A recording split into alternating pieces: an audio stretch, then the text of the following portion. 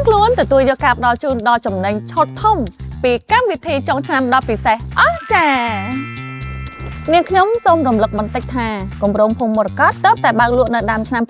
2025និងសម្ពោធជាផ្លូវការនៅពេលកណ្ដាលឆ្នាំ2025ប៉ុណ្ណោះប៉ុន្តែទទួលបានការគាំទ្រយ៉ាងខ្លាំងពីសំណាក់អតិថិជនលើសពីការរំពឹងទុក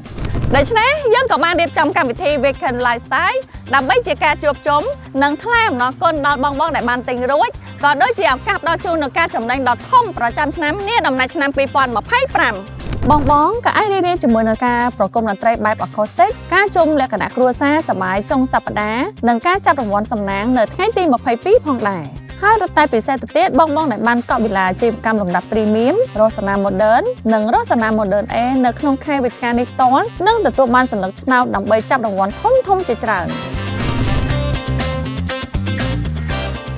ខ្ញុំសូមបញ្ជាក់ផងដែរថាសម្រាប់បងដែលទិញផ្ទះនៅដើមឆ្នាំ2025នៅគម្រោងភូមិមរកតក៏នឹងទទួលបានសន្លឹកឆ្នោតសំណាងនេះដូចគ្នា